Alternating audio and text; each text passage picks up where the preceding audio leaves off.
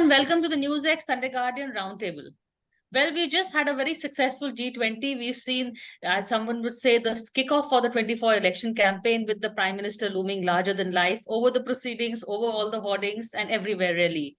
So has the BJP gained more than the G20? Is it right to say that the campaign has been kicked off with the whole Vishwa Guru image, with the pride and glory that Modi and, he's pretty clear that it is all his doing, has brought to India? That is something I'm going to be discussing today. And what next in the run up to the campaign? Don't forget, there's a special session of Parliament also that's going to be happening next week. Talking to me on this, I have a panel of experts and analysts and people who have an inside view on things. There is Dilip Cherian, image guru, and of course, a political commentator. Sandeep Ghosh, a political columnist and commentator. Sanjay Jha, he's a Congress leader and a political analyst. Dilip, you're the marketing man. How do you see Prime Minister Modi's, this whole image build-up post G20? I think it's a great basis to start with. There are three elements to it which he has ensured have got dinned into everybody's head through this process. One, he has taken the entire country along. G20 meetings were traditionally just confined to a capital and maybe one more place where the leaders would go to. So this has actually been designed to penetrate to other places. The second thing that he's worked on is to make sure that globally, India has carved a niche out for itself as three things: a defender of Africa, a builder of global infrastructure, i.e. the road plan all the way to Europe, and three, moving in the right direction as far as energy and biofuels are concerned. So these are three global messages that have worked for him. And the third thing that he's worked on is to make sure that he's tried to be as inclusive and as globally generous, I would call it, as he could be, given our linkages to Russia, given the Ukraine war, and given the special, shall we say, relationship we're building with America. I would say these are three smart moves in a broadly useful way, and ones which can actually be used electorally also, because Indians love the fact that India is on top. I agree with you. And that's what the messaging I'm getting from a lot of people is, look, the pride that we're getting for India, really, and not the builder. But Sandeep, I would take Dilip's last point as the most important, the pride for India, and also the fact that India is emerging as a consensus man, consensus person. They got that declaration. As Dilip said, they have links with Russia, China, and the US, so we are walking that tightrope pretty successfully with Prime Minister Modi. Sandeep. See, Priya, this whole bit about this being a kickoff for the Lok Sabha elections, I think I discount that. I differ with that. It will obviously have a sheen rub-off effect. Mr. Modi will also try to, to some extent capitalize on it. But I think the real audience in this is international, because there is also a concerted effort, as we see going on, to discredit him in the international, on the global platforms. And some of it is very churlish, like yesterday's tweet about which hand he was holding his glass and why you need educated people to know how to raise a toast, or various. I think that these are the mistakes people make. That's what takes away any kind of serious criticism from the matter. But this concerted thing, just like they had done before 2014 of trying to deny him a visa, etc., today Mr. Modi has established that he is a far better bet for the international community in India than any other aspirant, no matter where they're educated or how good in English they speak. So that's not really it, and that is most important. If some people were trying to, rally support for a regime change in India, saying that here is a dangerous man, that has got, and people have to reluctantly, like people have now admitted that his Russia-Ukraine policy was actually right, and that's got vindicated in this. Like yesterday, I was finding one of a very vociferous critic of the Prime Minister of late tweeting that Mr. Modi's greatest foreign policy achievement has been his handling the Gulf and the Islamic countries. And that's why, you see, the Islamic countries don't criticize on any point which some other people are going to all kinds of other places and criticizing about Mr. Modi's handling of minority. If anybody should be concerned, it's the Islamic countries, and Islamic countries are embracing it. So those are the contradictions which people are missing out. I think that is the key achievement. And Dilip has said from a PR and Shosha point of view, he has really outdone, and he has rightly made a point that this requires to be outdone in today's way. You cannot compare it with how certain things were done in in the 80s or earlier in these matters and say that that can be replicated even today. So the context have changed, the world has changed, the style has changed. So that has to be done. And somewhere I was seeing the India Today, there was a report about how different countries have spent. So, very clearly, the countries who don't have much to show, much to prove, they have probably spent less. And in these kind of G20 summits, others have splurged money. So we have, despite given that PPP theory or whatever you might say, that was done. And I don't think, as Dilip said, a lot of it was intended. You have to, certain things you can measure by MasterCard, and as they say, other things are priceless. So in advertising also, there is this saying, which Lord Leverhulme said, that 50% of advertising goes waste and 50% works, but only problem is you don't know which 50 works and which 50 doesn't. Mr. Modi seemed to know which 50 works, and that's been the key to his success. Okay. We also joined by PKD Nambiar, political analyst and also a brand expert. But first, Sanjay, I like you to, you're here to, also cut through the hype. I've been hearing a lot of your comments on the no teleprompter blog that you do. So has Prime Minister Modi succeeded in glossing over all that is wrong with India? Because the focus has been on India, that India shining, really, the message came across. Priya, thank you very much. Good to be on your program again. I'll make a few, short points.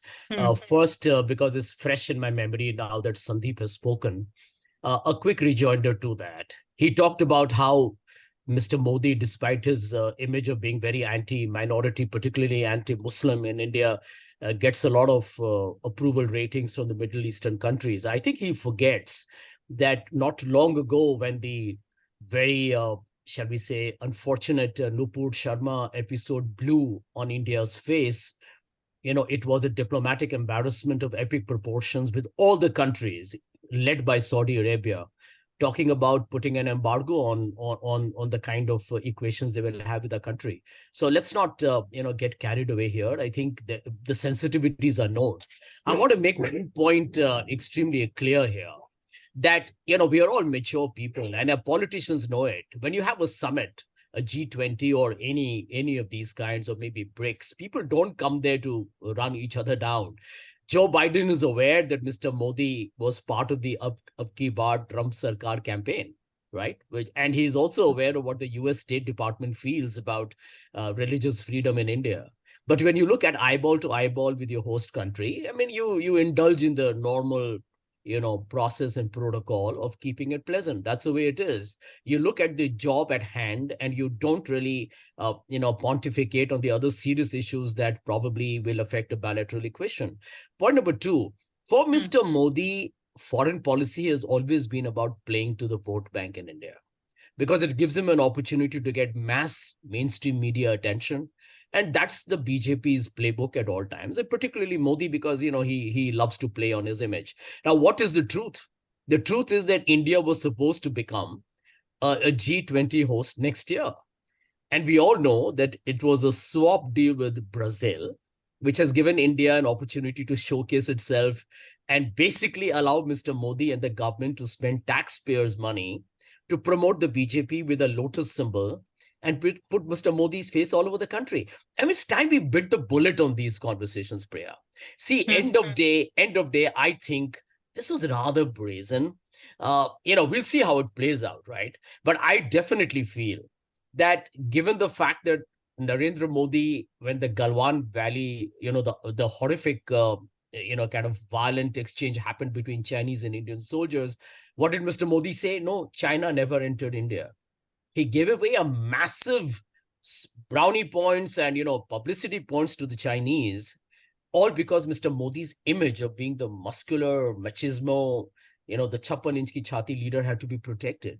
So I do believe that end of day, let me cut it here, we can debate it again in your second round of questions, that will it have an impact going forward? I agree with Sandeep on that point. This is meant more for a global audience, where Mr. Modi's, I think, image has got a huge battering, in total contrast to the way he's hyped up in the local media. But more importantly, India's news cycle, Priya, you're a veteran journalist, is very short-lived. And it's a double-edged weapon, right? So Mr. Modi can tell himself that Adani will fade out. By the same logic, so does a G20 hype. Okay. PKT, welcome to this conversation. And, cutting through this whole thing, first of all, what G20 has done to the Prime Minister's image, and will it help him in the E20 next campaign? Oh, well, I would like to begin from where Sanjay ji left. It is true that the memories in a vibrant democracy or the media hyped world like in India, it's short-lived. But let me tell you that he'll keep reminding you something or the other. You'd be ready with in the 15th, there is another parliament session is going to happen. So what is going to be there in the store? So if you really look at it in the last couple of, or maybe 15 years or so, not even just 9 years, he has been the focal point of Indian media. For good or bad, doesn't matter, he's always been there. There is no newspaper has printed, there is no media channel has done a program without taking the name Modi in the last 15 years. I'm not talking about just the last 9 years. So better be aware and be cautious. Just not criticizing him maybe take you to a different league altogether, which may not be in the interest of opposition parties as an India coalition or Indi coalition, whatever it may be. So the bottom line is that what is that G20 has done it? Just let me ask you this. Now you will say that you have pledged the money. No, where is the money pledged? Just look at the details of where is the money. The statues which are placed in the various parts of Delhi, me, Priya ji, and Dilip ji will see it every day. It is not a splurge. If it's a city which is modified to welcome. Come on, BKD. The splurge is that you're putting just posters of the Prime Minister and not anybody else. So it is an election. It is a splurge on his own campaign and image, not the country's image. He is the leader. If it is, you come to my office, you will find me as the face of the organization. It is the same with Dilip ji, or it is the same with anybody else. The leader is the leader, and so he will be having the maximum visibility. And one thing you need to understand, he has been able to put India on the world map as one of the most powerful country, or a country which needs to be respected or got its position back. So I think we forget about our political differences for the time being. We must give that credit to Narendra Modi. Now, we are at G20. Now, just let me ask you this: is there a G20 before that, which has happened? The various meetings happened in 60 cities. Meetings in 60 cities. Which country could ever do it? No. Is there a G20 which has been taken to the people of India? Maybe everybody may not be knowing what is the significance of G20, but if you really ask, most of the people do know, not only in Delhi, across the country, what is G20 is all about. So I think that just don't be blind to like the Bhakt bhi na bano, but the Virodhi bhi na bano. I think it's high time, Sanjay ji, you need to change a little narrative. Many other left media people have already changed. I think you need a little bit more change. This Andhvirod is not good, because I have been in Delhi, Dilip ji was in Delhi, Priya ji was in Delhi. We all enjoyed. It's not like that. It's a stardom. Why don't you stardom? It's for your country. It's Modi maybe in the face. At the end of the day, it's a Bharat or in India or whatever it may be. So let us be proud that we are growing as a nation. We are getting more and more respect. Fine. I'm going to take a break and I'm going to come back and take a look forward, at what the Prime Minister is planning or the BJP is planning for the special session. What is in store? What next really, the road ahead? But after a very quick break.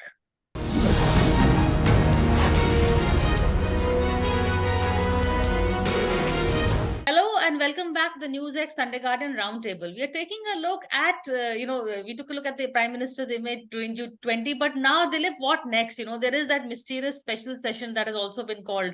We've also heard about Bharat versus India, then this whole one nation, one election. So a lot of buzz that is happening. Is there some meaning to it, or are these all just distractions from the real narrative? I think that any of us trying to outguess the Prime Minister have been proven to be wrong in the past. It's usually what has not been talked about. That's right. So I've been positing for a while that there is a possibility that they will try and put the women's reservation bill out there.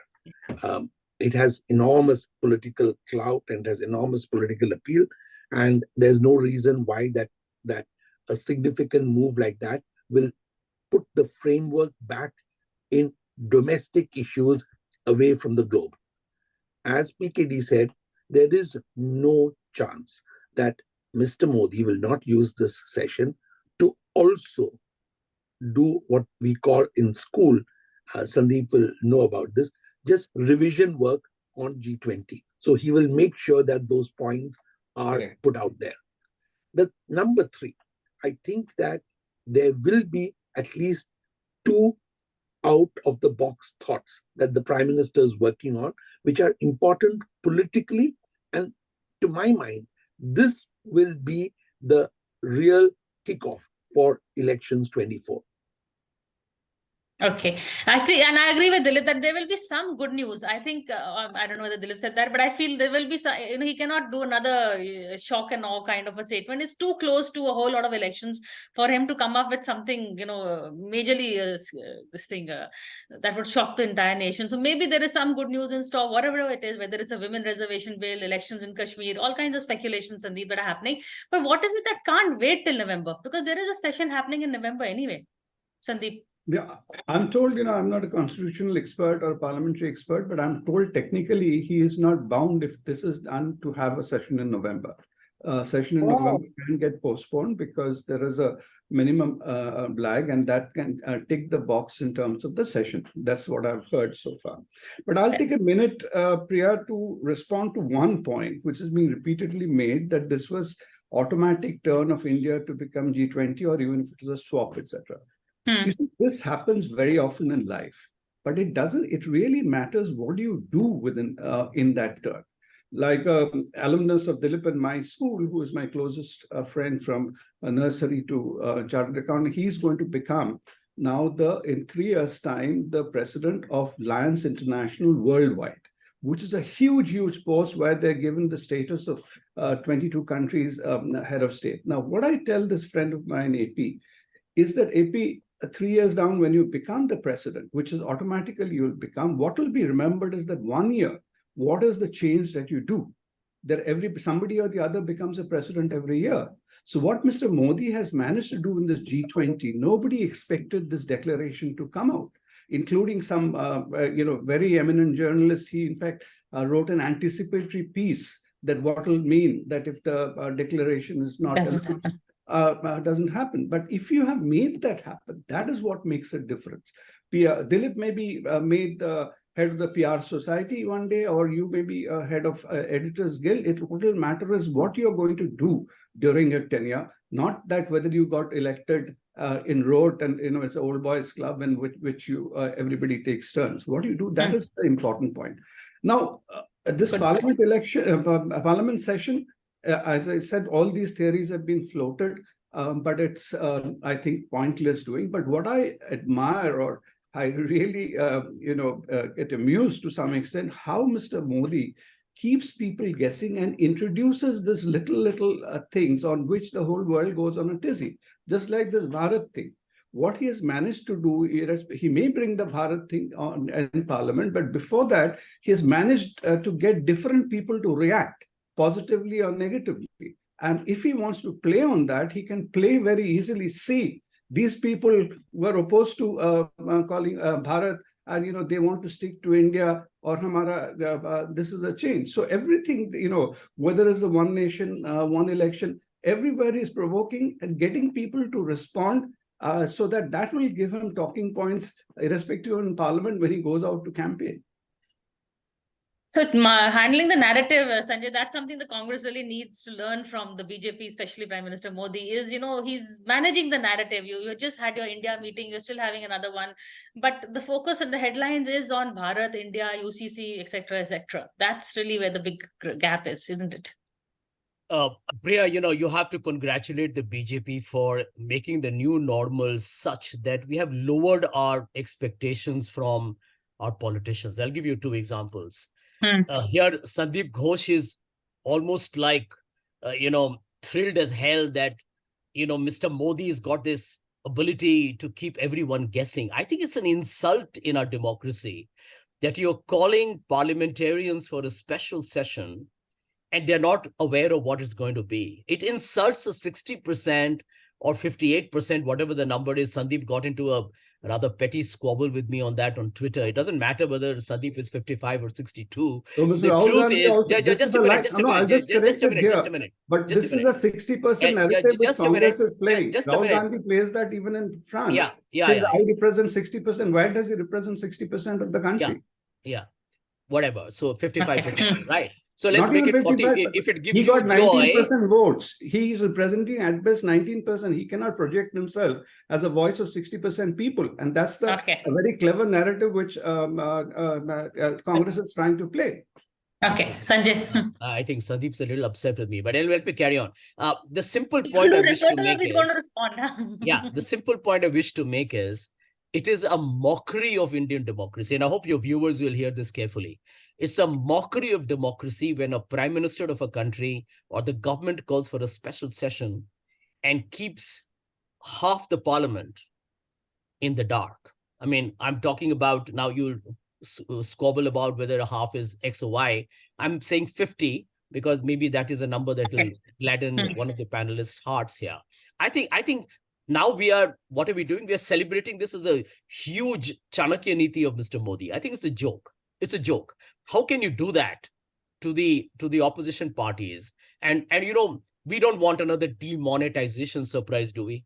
We don't want another lockdown surprise. We have seen what Mr. Modi has done to this country with his dramatic flourish of a midnight surprise. My one other point, and I think it's critical, that end of day, December elections are going to happen in the next few months. I think the BJP is fully aware that they're headed for a knockout in all the states. I don't think they're winning a single one. I think Rajasthan probably is a close fight. Let's see what happens. The truth is that the narrative for the general elections in 2024 will happen thereafter. My last point is, when a prime minister of a country is so insecure, thin-skinned, and gets rattled because the opposition calls it India, and it's, by the way, India. It's not I.N.D.I.A. It is not Indian Mujahideen. You can see the frantic, the desperation, the panic in the BJP ranks, right? Modi started it himself. Now he is talking about renaming the country. They're actually using Bharat in their invitations, right? So I go back to there was a Time article written about Mr. Modi that got him so upset that his government actually denied a certain citizenship access to the writer of that article on the Time cover. But you can't be so polarizing that you want to even look at altering the name of India to Bharat, because it will put the opposition on a defensive with spreading lies that India was given by the British, etc., etc. So I think this government is actually on a slippery slope. And I think watch for the trends that will happen in India after December. Okay. PKD, watch for the trends after December. I think Sanjay is referring to the speculation that the Congress is tipped to win, I think, at least 2 of the 3 assembly elections going to polls. But the special session first, what are your thoughts on that? See, we always talk about, Sanjay ji or the people from the opposition talks about Modi, and Modi is bad, Modi is good. Tell me one occasion you say that Rahul Gandhi is good or some other leader from the Indi alliance is good. Tell me what is that you have for the India as a Bharat, or whatever you call it, India you call it, or Bharat you call it. Okay, forget the face. Tell me about issues, Sir PKD. No, I'm just saying that the whole issue is that there is an opposition who only know that Modi hatred. Other than that, there is no plan out there in front of the people. Tell me one day On the one side, when the G20 is happening here in India, and the world leaders are praising. On the other side, in the France, there is in a university, the Yuvraj is going and making statements which are not in a good taste, at least from the point of you have all the places there. 140 crore people are there in India for you to go and discuss, debate, everything you do it. But why do you wanted to go and create some kind of an environment? And those people the forces which were always anti-India or anti-Bharat ideations. So I think that the time has come for the opposition parties to be critical of policies, but there are places where when India is getting the highlight, or India is getting in the world map as a very prestigious country, or a country which everybody wanted to share space with. And I think what Sandeepji said is very correct. Look at, we have always been considered the Middle East, as our Middle East policies has always been that it's a employment destination for Keralites, or in some of the Punjabis or some places, on that too for a labor job. But today, whether it is Saudi Arabia, which is considered to be the custodian of the Muslim world, or in the UAE and etc., is queuing up.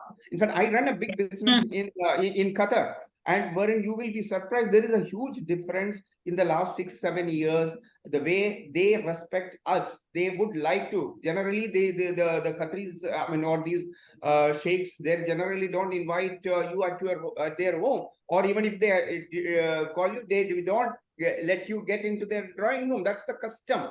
But you today, as an Indian, I feel really take a lot of pride. I employ more than 225 people there.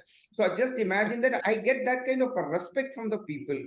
At the end of the day, one thing I'll tell you, governance is all about delivery and the feeling.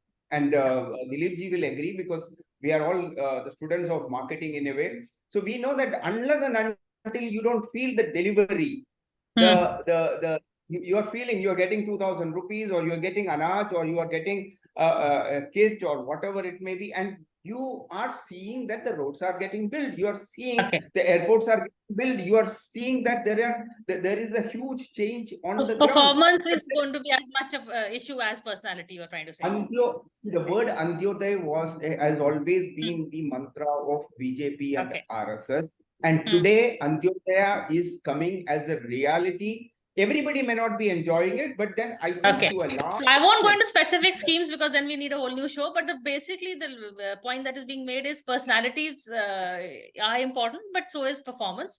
And those are the two metrics that are going to be really judged on the election. So all the best to all the book camps. But on that note, thank you so much, all of you, for joining me in this conversation, and wish you all the best. Thank you.